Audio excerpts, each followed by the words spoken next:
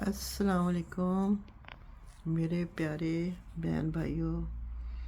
मैंने आपसे वादा किया था कि मैं आपको अपने मुतल्लक बताऊंगी। तो आज ये कहानी जो है बिल्कुल सच्ची कहानी है, इसमें कोई ऐसी बात नहीं जो झूठी हो। तो हैरत अंगेज़ स्टोरी सच्ची। दुल्ताना के पास दौलत और जायदाद कहाँ से आई, ये आज आपको मैं बताऊंगी स्टोरी में। अगर मैं पहले आपको वो भी बता दूंगी।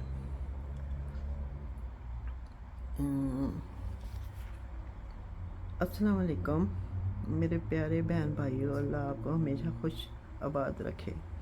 आज मैं एक ऐसी बात बताने जा रही हूँ जो सुनकर काफ़ी लोगों को हैरत होगी। जो बड़ी उम्र के लोग हैं। मैं विरक फैमिली से तल्लक रखती हूँ। मेरे वालिद का नाम चौधरी अलाउद्दीन विरक था और वालदा रशीदा बेगम। वालिद लाहौर में रहते थे और ज़मींदार घरानों से तल्लक था, और वालदा गांव से तल्लक रखती थी क्योंकि वो ज़मींदारों की बेटी थी। नंबर 1, मेरे दादा का नाम गुलाम सरवर विरक था। ये 5 भाई थे। नंबर 1 एक सद शहाबुद्दीन पहली बीवी से थे और दूसरी बीवी से 4 भाई थे।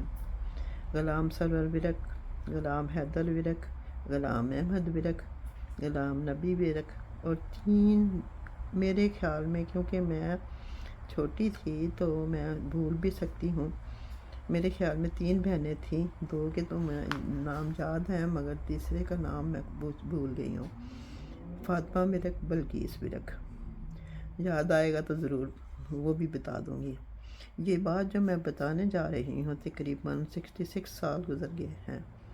आप कहेंगे अब क्यों इतनी देर के बाद बता रही हूँ। जान किस को प्यारी नहीं होती। जो राज मैं बताने जा रही हूँ वो मेरे दादा फ़ौज में थे। हुकूमत ने उनको मिस्र की जंग में भेजा था और दादा जान समझे कि अब शायद वापसी नहीं होगी। उनकी वहाँ बड़े बड़े अफसरों से काफ़ी दोस्ती हो गई। दादा जान बड़े ऊंचे लंबे खूबसूरत थे। उधर फौज के अफसर ने अपनी बहन के साथ शादी करवा दी, जो काफ़ी ख़ानदानी लोग थे और ज़ेवर ख़ानदान से तल्लक रखते थे। और वहाँ मिस्र में मेरे वालिद साहब पैदा हुए, जिनका नाम अलाउद्दीन विरक रखा गया। अब वहाँ की हुकूमत ने ऐलान कर दिया फ़ौजियों को वापस भेज दिया जाए। उस वक़्त पाकिस्तान में हवाई जहाज़ नहीं थे, बहरी जहाज़ चलते थे और बहरी जहाज़ में सफ़र होता था और कराची में बहरी जहाज़ आते थे समुद्र के किनारे। जब दादा जान की वापसी हुई तो दादी जान की माँ ने कहा, बेटी तुम मुझे छोड़कर मत जाओ।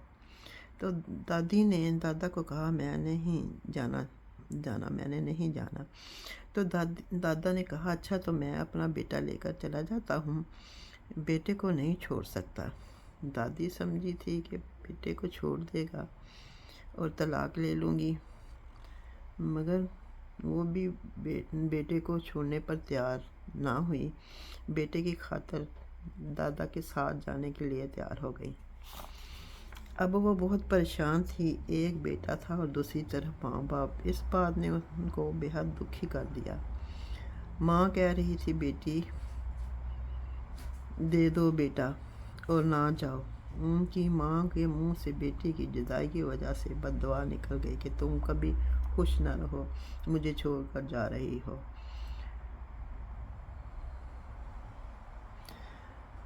उस वक़्त बहरी जहाज़ काफ़ी लंबे चौड़े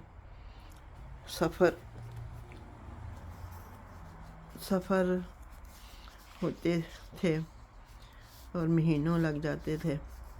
पता नहीं था मुलाकात होती है या नहीं। جب پاکستان واپس پہنچے تو میرے دادا کی فیملی گاؤں میں رہتے تھے، کیونکہ وہ بھی زمیندار تھے اور سب بہن بھائی اکٹھے رہتے تھے۔ جب دادا جان دادی کو گاؤں میں لائے تو سارا گاؤں اکٹھا ہو گیا اور لوگ چھتوں پر چڑھ کر دیکھنے لگے۔ وہ کہنے لگے غلام سرور میم لے کر آ گیا۔ ان کو کیا پتا کہ وہ ایک مسلمان تھی اور قرآن حفظ بھی تھی۔ بس ان کے بعد ظلم و ستم شروع ہو گئے، کیونکہ دادا جان کی منگنی رشتہ داروں میں ہوئی تھی۔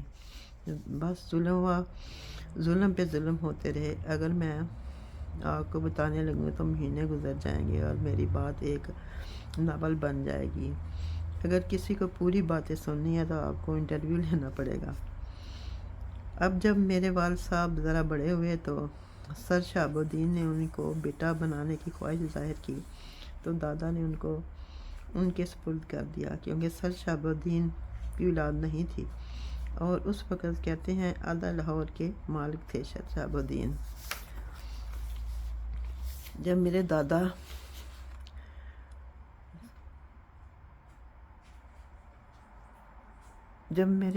سر شہاب الدین میرے والد صاحب کو اپنے پاس لے آئے، یہ بات ان کی سالی کو کھٹکی کہ یہ تو ساری جائیداد کا مالک بن جائے گا۔ یہ کون تھی؟ یہ دلتانہ صاحب کی والدہ تھی۔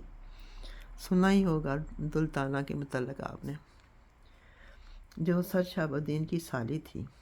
انہوں نے میرے والد صاحب کو اتنا تنگ کیا کہ میرے والد صاحب کو کیا معلوم کہ یہ جائیداد کے لیے کر رہی ہیں۔ اتنا تنگ کیا اور جھوٹی شکایتیں لگا کر وہاں سے جانے پر مجبور کر دیا، اور میرے والد اپنے ماں باپ کے پاس واپس آ گئے۔ دلتانہ صاحب بھی جوان ہو گئے۔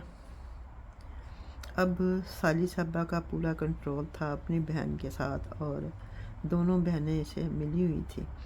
اب جب میرے دادا بیمار ہوئے، یعنی سر شہاب الدین، تو سالی صاحبہ نے سب کو منع کر دیا کہ بھائیوں کو نہیں بتانا، اور بھائیوں کو بالکل خبر نہ ہونے دی،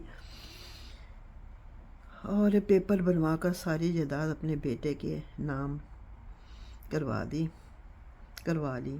جب بھائیوں کو معلوم ہوا تو سب خاندان والوں نے مل کر مقدمہ دائر کر دیا، جو 5 سال تک چلا، اور میرے خاندان کے حق میں ہوتے ہوتے مقدمہ ہار گئے۔ وہ ایسے راتوں رات جج کو اتنی رشوت دی گئی کہ جج نے رشوت لے کر دلتانہ کے حق میں فیصلہ کر دیا۔ یہ ہے ہمارا ملک، جہاں انصاف نام کی چیز نہیں۔ کیا کریں گے لوگ؟ جان تو سب کو پیاری ہوتی ہے۔ جب میں جوان ہوئی تو پاکستان میں یہ بات اگر میں بیان کرتی تو مجھے ہی ماروا دیا جاتا۔ جن کے پاس اتنی دولت آ جائے وہ کیا کچھ نہیں کر سکتا۔ اور اب میں شادی کے بعد باہر ہوں، اس لیے آج میں نے دلتانہ صاحب کا راز فاش کر دیا کہ وہ کس کی جائیداد پر عیش کرتے کرتے اس دنیا سے چلے گئے، اور اب ان کی اولاد عیش کر رہی ہے۔ سر شہاب الدین کی جائیداد شاید ان کے بچوں کو بھی علم نہ ہو، آج ان کو بھی معلوم ہو جائے گا۔ یہ جو میں نے بتایا آپ کو، یہ بالکل سچ بات ہے۔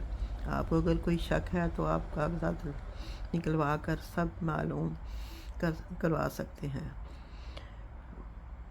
باتیں تو بہت ساری تھیں، پر میں نے بڑی مشکل سے چھوٹی کی ہیں۔ کافی باتیں ہیں میں نے نہیں لکھی۔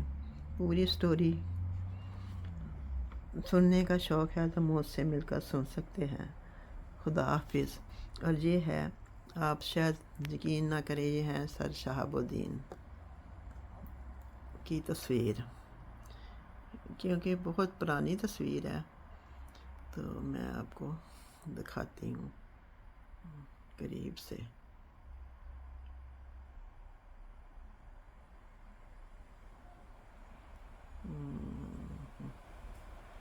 یہ سر شہاب الدین ہے، میرے دادا کے بھائی بڑے۔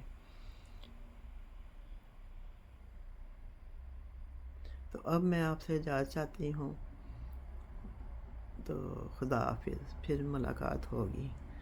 کوئی سوال کرنا چاہے تو کر سکتا ہے۔ خدا حافظ۔